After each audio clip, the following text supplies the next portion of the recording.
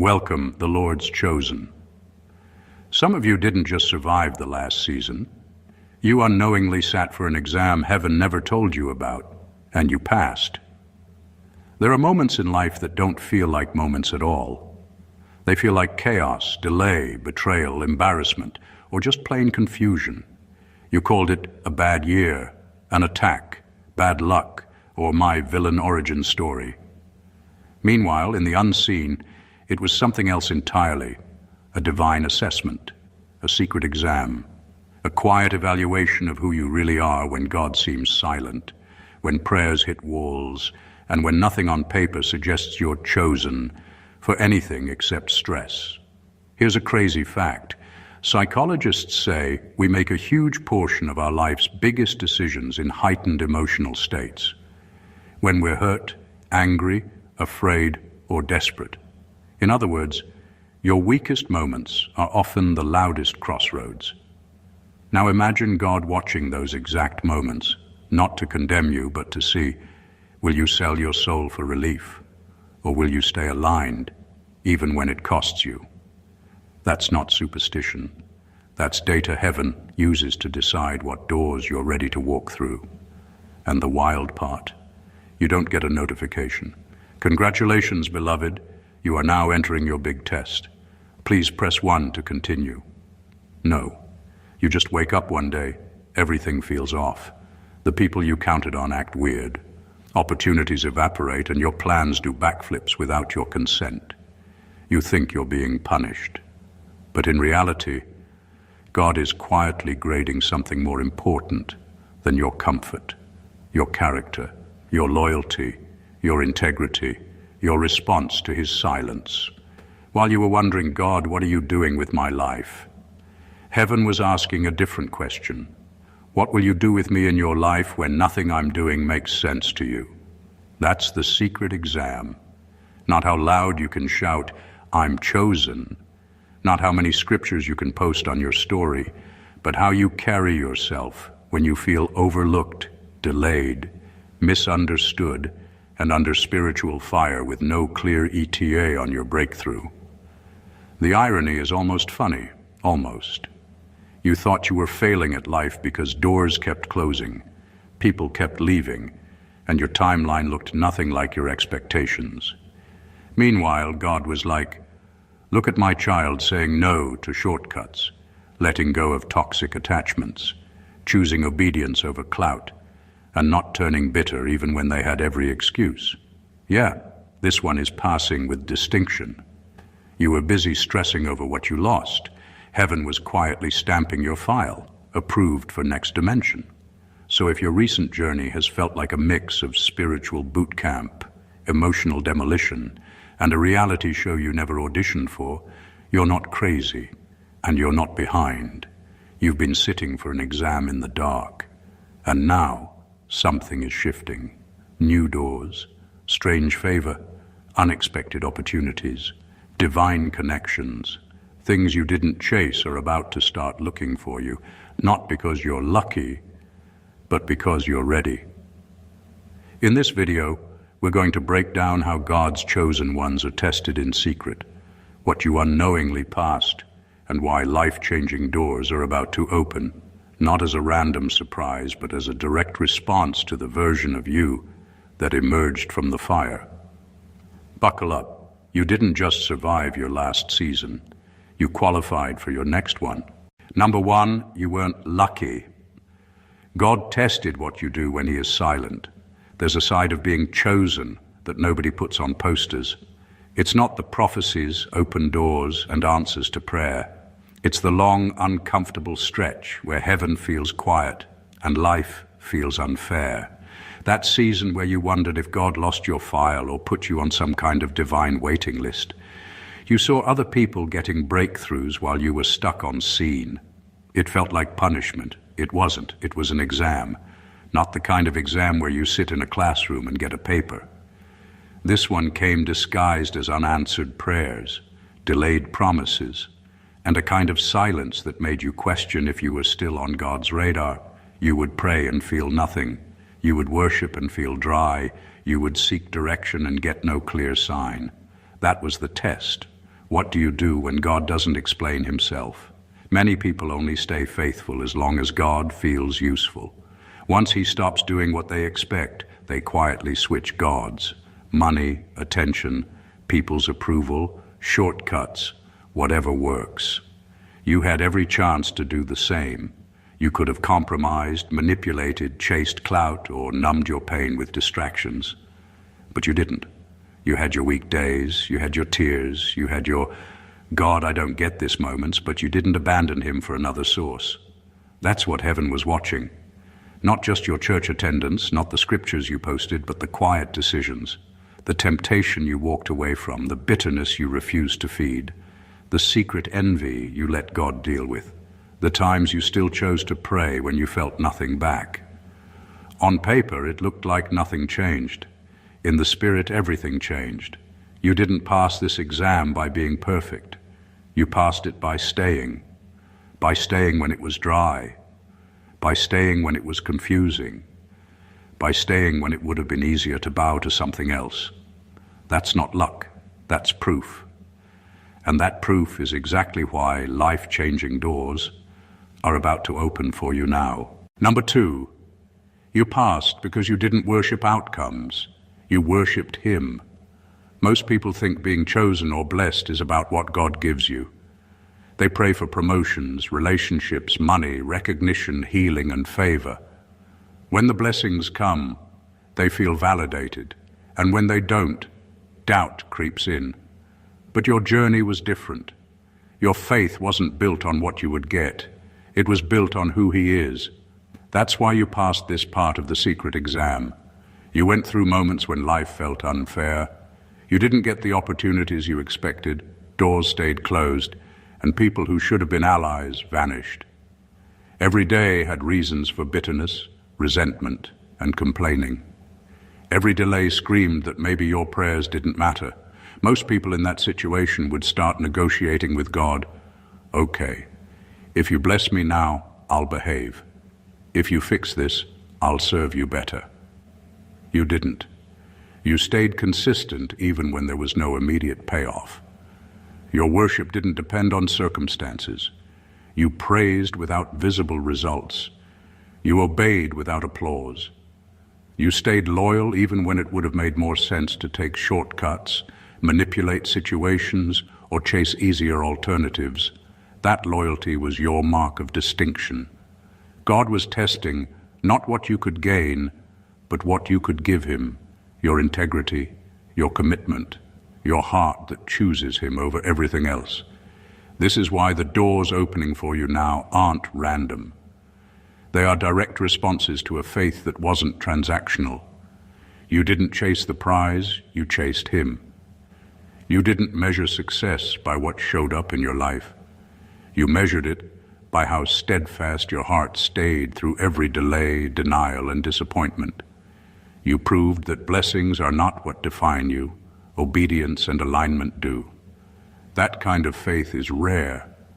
That kind of faith gets noticed in the unseen places and rewarded in ways no one else can orchestrate. You didn't just pass this season by holding on. You passed it by letting go of the need for visible validation and letting your devotion exist independently of outcomes.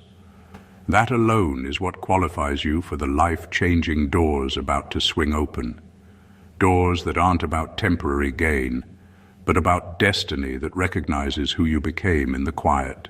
Number 3, you outgrew the bait, and that's why the warfare felt personal.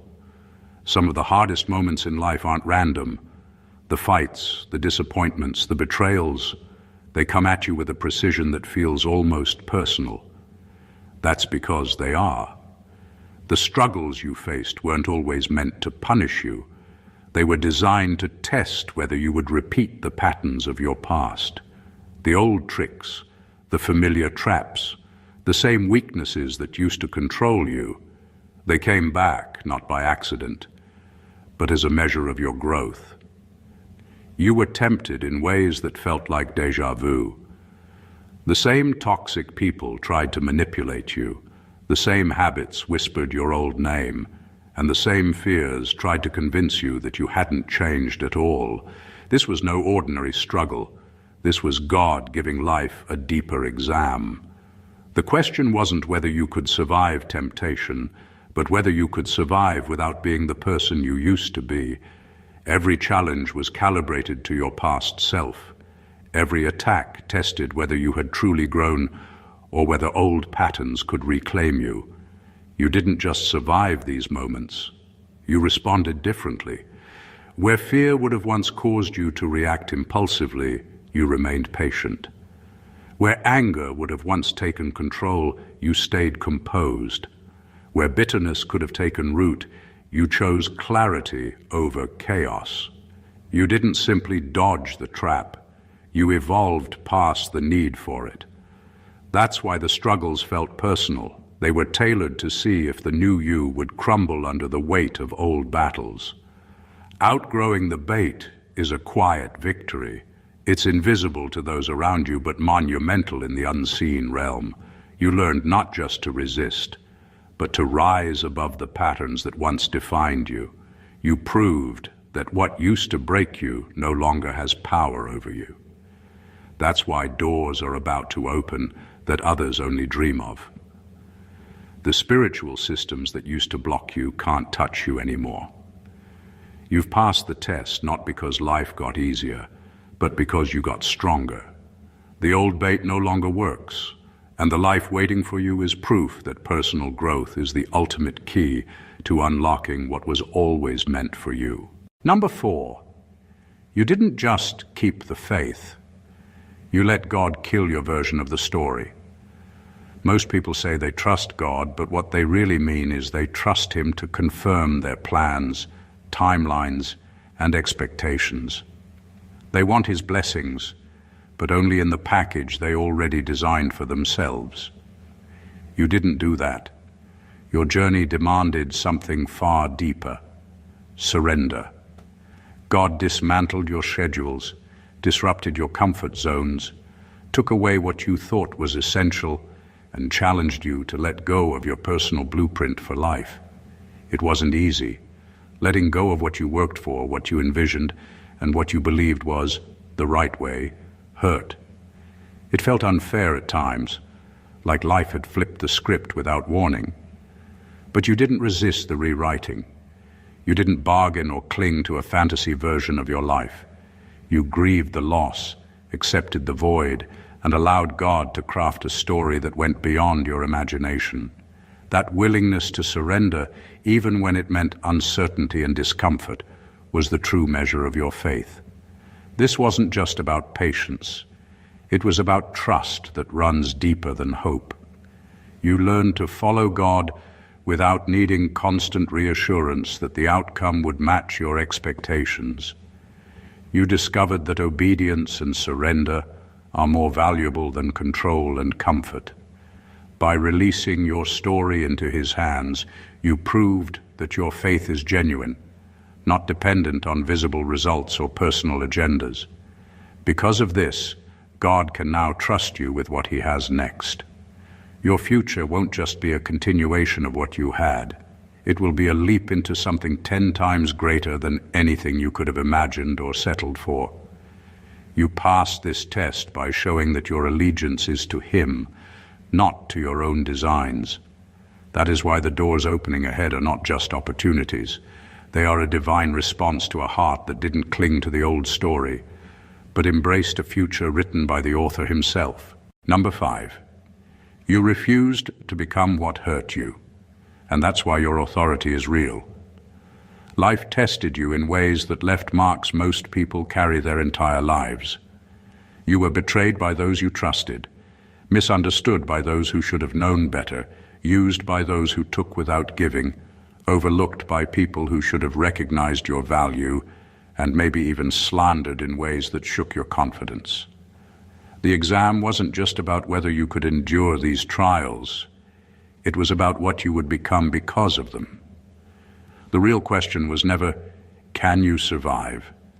It was, will you mutate into what hurt you? So many people respond to pain by becoming its mirror. They manipulate because they were manipulated. They grow cold because they were rejected. They seek revenge because they were wronged. Pain often breeds imitation of itself, turning victims into villains. But you didn't. Even when the urge to fight fire with fire, bitterness with bitterness, or cruelty with cruelty tugged at your spirit, you resisted. You refused to let your pain define your character or dictate your actions. You chose healing over hardness, restoration over resentment, and integrity over retaliation. That choice is rare. That choice is what sets apart those who truly lead from those who simply survive. By refusing to be reshaped by your wounds, you became someone capable of authority in ways that go beyond position or title. You didn't just endure pain, you transformed it into power, insight, and wisdom. You now carry influence over the very patterns, people, and circumstances that once tried to control you. The authority you hold isn't borrowed, earned through fear, or dependent on circumstance. It is real because it comes from mastery over yourself, mastery over your response to life's harshest lessons, and mastery over the destructive cycles that once sought to claim you. Your ability to remain unbroken, unbitter, and uncompromised is proof that the exam was passed. The trials weren't detours, they were preparation. And now, because you refused to become the reflection of your pain, you are qualified to walk into spaces, lead wisely, and influence powerfully without ever being dominated by the very forces that tried to shape you. Number 6, you accepted hiddenness instead of forcing visibility. That was your humility test. You've been living in a world that constantly screams, be seen or be nothing. Post it, prove it, explain it, defend it, sell it. If people don't see it, it doesn't count. That's the language of this generation. But you moved differently. You had chances to make noise, clap back, over-explain, show receipts, and prove your worth to people who misjudged you. In moments where you could have dragged everything into the spotlight, you chose something that looks weak on the surface but is terrifyingly powerful in the spirit. You stayed hidden when your ego wanted attention. There were seasons where your efforts went unnoticed, your loyalty went unappreciated, your growth went uncelebrated. Others were posting highlight reels while you were living in what felt like backstage obscurity. Not because you weren't gifted, but because God was testing what you truly craved, validation from the crowd or approval from Him. You could have forced visibility. You could have exaggerated, networked in desperation, attached yourself to people just for access, or curated a version of yourself that looked louder than your actual life. But you didn't. You let your process be private and your roots grow deep. That restraint was not passivity, it was maturity. You allowed misinterpretations to stand without launching a campaign to clean your name. You allowed your work, your consistency, and your integrity to speak over time instead of demanding instant applause.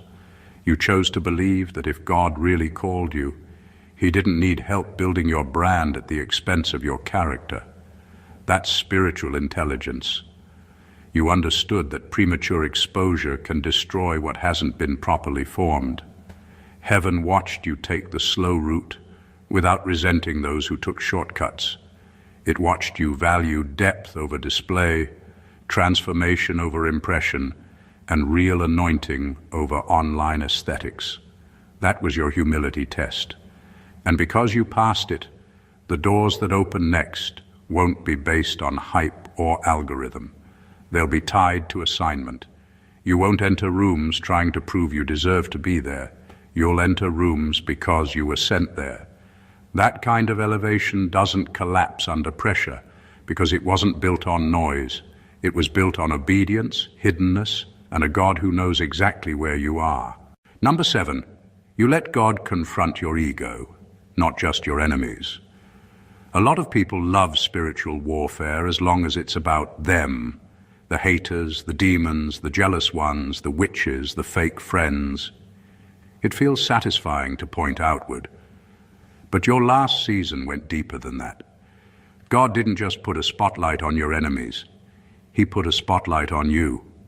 Not to shame you, but to heal what would have quietly sabotaged your future. He started showing you parts of yourself that were not as holy as your image. The control issues you disguised as wisdom. The insecurity you covered with over-explaining or over-performing. The entitlement that said, "I deserve this by now." The self-righteousness that made you feel secretly superior to people who weren't as disciplined or deep as you. None of this was fun to see. It's much easier to cry about being attacked than to admit some of my pain came from my own pride, my own decisions, my own blind spots. But you didn't run from that mirror. You didn't slam it shut with excuses like, "That's just how I am," or "At least I'm better than I used to be," or "Other people are worse." You let conviction do its work. You allowed God to correct your tone, your motives, your reactions, your internal conversations. You stopped only praying, "Lord, deal with those against me," and started praying, "Lord, deal with what's wrong in me." That shift alone placed you in a different category. Heaven took note of that posture. Because here's the truth. Heavy doors require healed hearts. Promotion without inner work is a setup for collapse.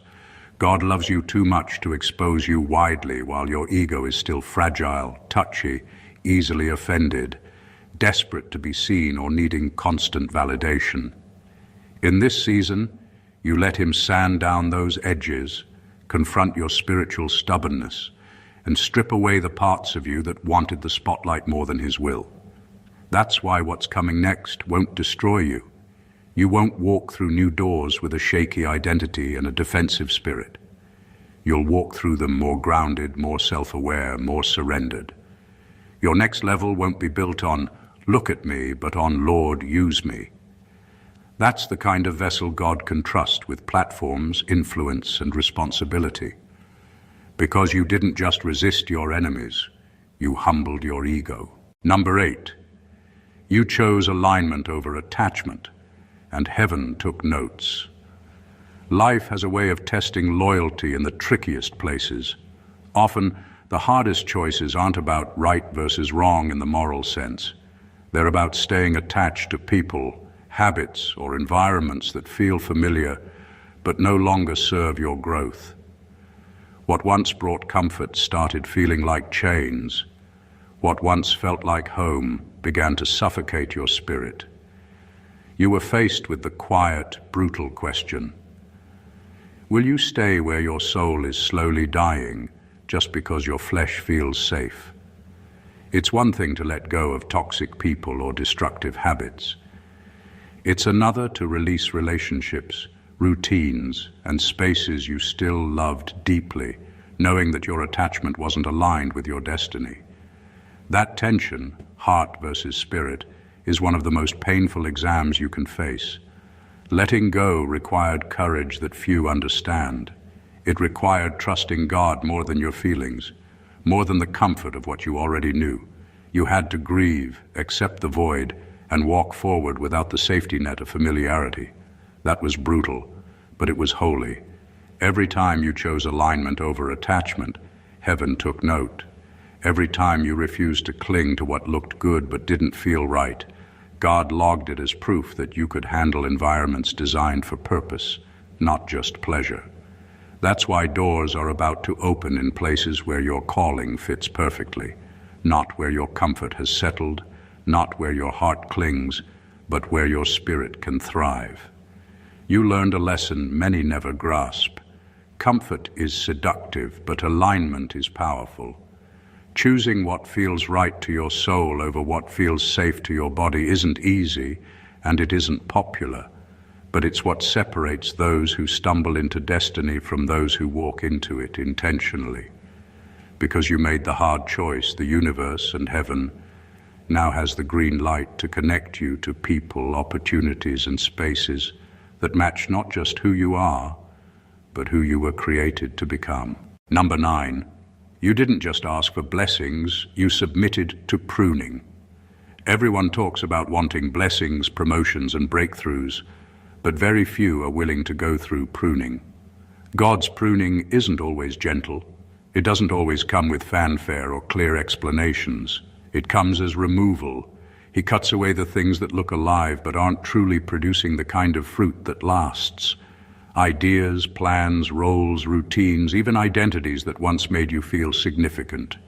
He started taking them away. It felt like loss, it felt confusing, it felt unfair. But pruning isn't punishment, it's preparation. Many people would have argued, resisted, or blamed God. Many would have clung to what looked good instead of what was truly fruitful. But you didn't. You allowed the process. You let him strip away leaves, habits, and attachments that had outlived their purpose, even when it left you feeling exposed, empty, or unsure of your next step. That willingness to be pruned, to allow what is unnecessary to fall, was the quiet exam that few even notice. Most of life's tests happen in public with applause or condemnation. This one was silent, and it was about maturity, patience, and faith in God's timing. Through pruning, you learned the difference between mere growth and genuine fruitfulness. You discovered that increase without preparation isn't a blessing, it's a risk. Without pruning, the weight of what comes next could have crushed you, inflated dysfunction in your life, or set you up to fail. But your submission shows that you are ready for more than random opportunities or hollow successes. The doors opening for you now won't be luck or coincidence. They are targeted environments designed for the fruit in you to flourish. God can trust that what He plants in your life will grow solid roots because you've already proven you can let go of what doesn't belong. You didn't just ask for increase, you proved that you can handle it responsibly, and that is exactly why what comes next will be substantial, meaningful, and lasting. Number 10, you stayed honest with God when you couldn't be impressive for people. Life can be exhausting when everyone around you expects perfection, strength, and constant victories. Social media highlights, public praise, and appearances create pressure to always look composed, capable, and together. But your test wasn't about performing for people. It was about how real you could be with God when no one was watching. There were days you prayed messy prayers, cried mid-sentence, sang worship without feeling anything, admitted your doubts and whispered, "God, I'm tired." That was your exam, and you didn't run from it. Many people equate passing life's spiritual test with appearing strong, flawless, or spiritually impressive. In the kingdom, the truth is different. Passing often looks like refusing to fake it. It's dragging your brokenness, confusion, and exhaustion into God's presence and letting Him deal with the rawness instead of performing for others. That kind of honesty requires humility, courage, and a willingness to be vulnerable in private spaces. You didn't disconnect from God when you felt weak. You stayed, exposed, and surrendered, proving that your relationship with Him isn't built on facade or appearances. That authenticity kept your connection real. Heaven doesn't respond to polished performances or the fake version of you that gets attention from people. God responds to surrendered hearts, honesty, and those willing to meet Him in the quiet, messy, and unseen moments.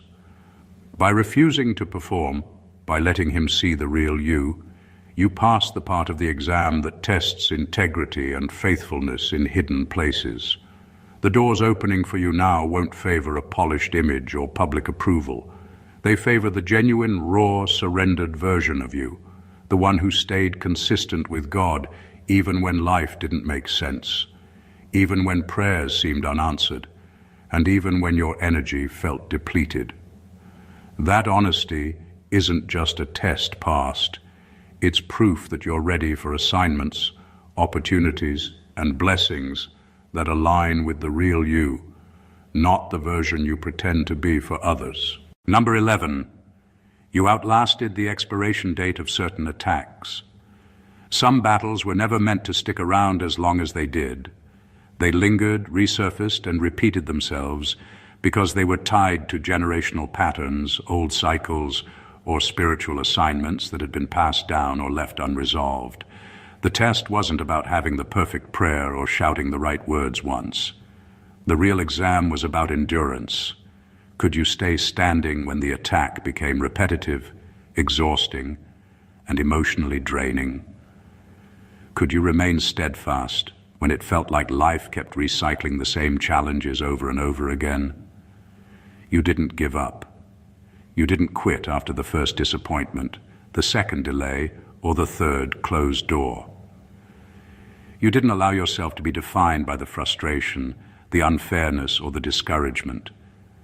Instead, you stayed consistent, showing resilience when it would have been easier to crumble, complain, or compromise.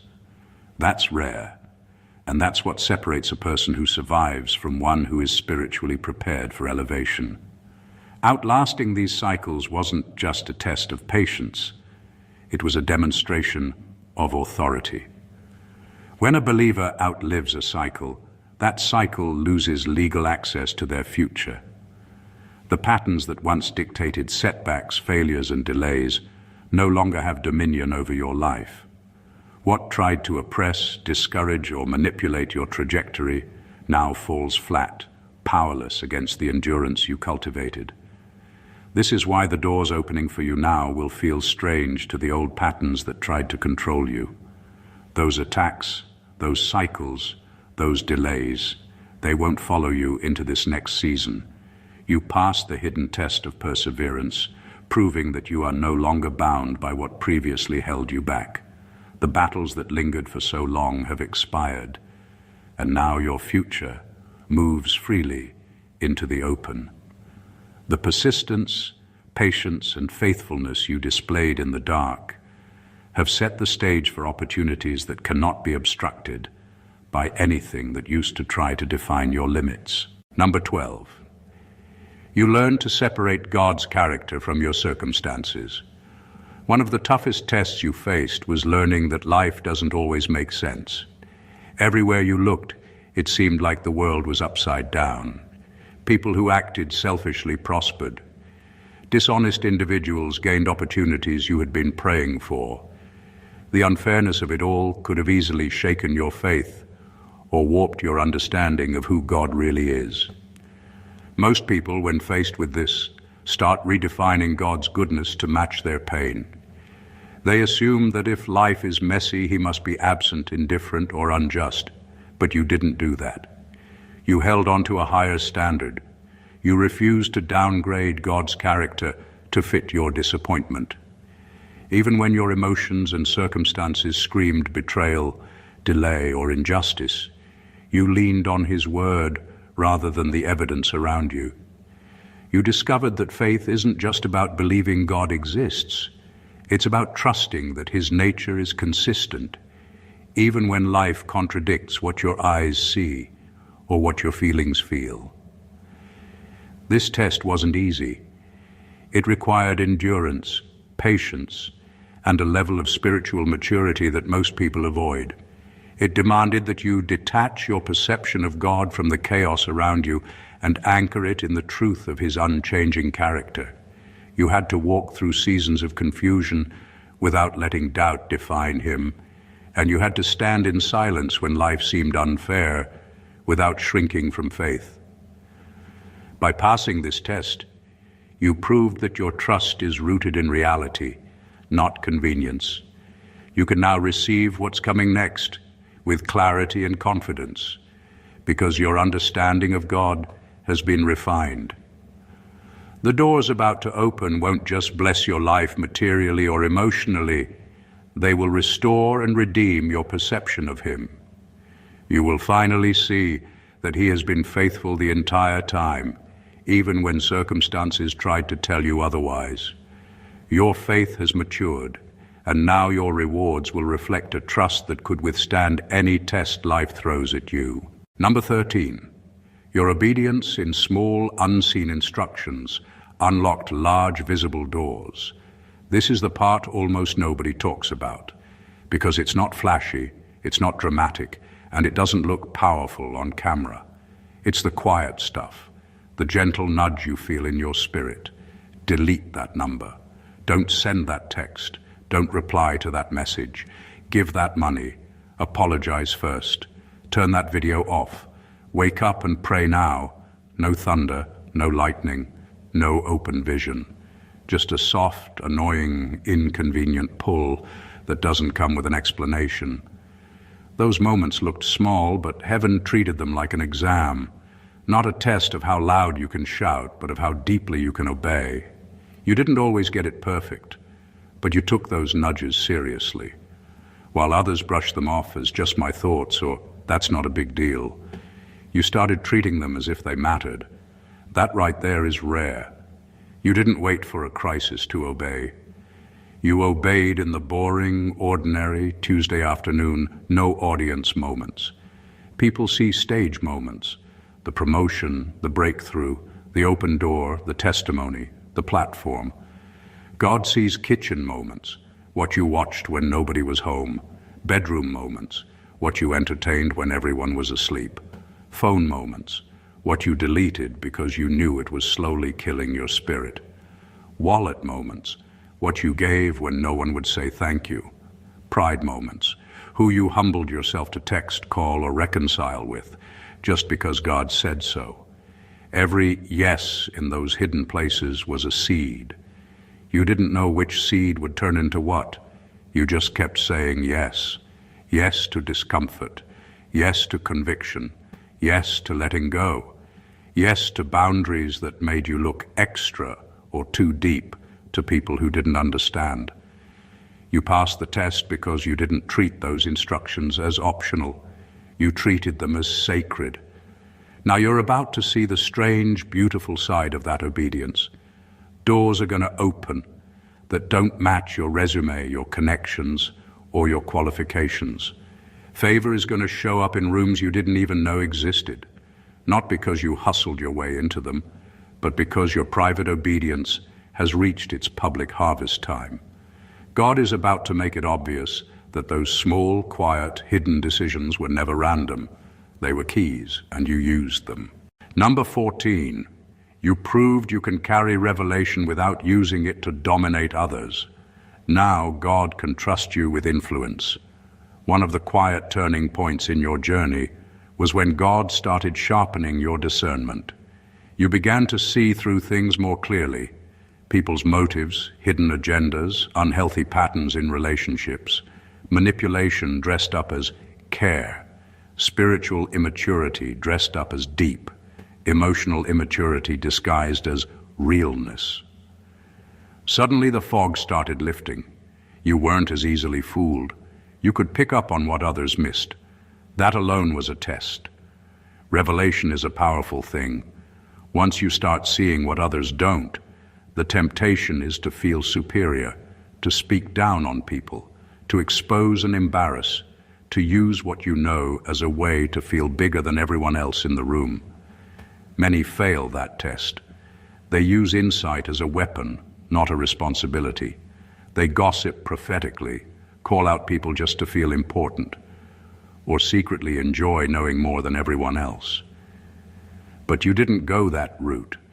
You didn't use what God showed you to humiliate people, control them, or build a private throne in your head where you sit above everyone else. You let what you saw humble you, not inflate you. When God exposed manipulation, you didn't run to blast it publicly.